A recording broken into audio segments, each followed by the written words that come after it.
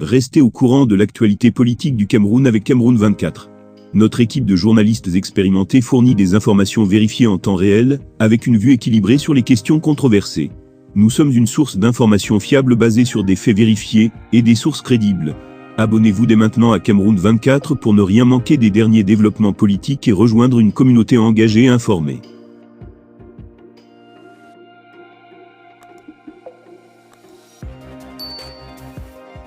Un chapitre politique se ferme alors qu'un nouveau commence au Cameroun avec la décision de l'opposant historique, Jean-Michel Nincheux, de quitter définitivement le SDF, Social Democratic Front.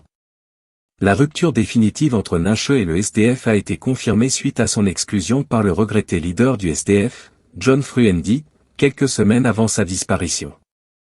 Cette exclusion a brisé les dernières chances de Nincheux de prendre un jour la tête du parti.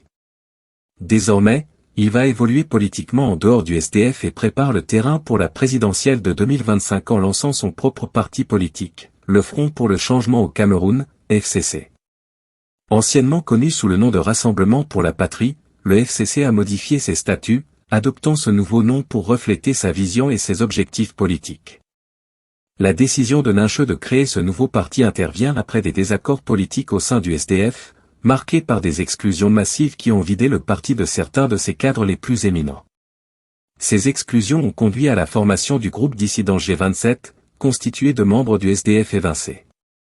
Le FCC, en préparation depuis plusieurs années, regroupe désormais ces dissidents du SDF, notamment des membres du G27, qui ont subi les conséquences de la politique interne du SDF, symbolisée par l'exclusion 6.2.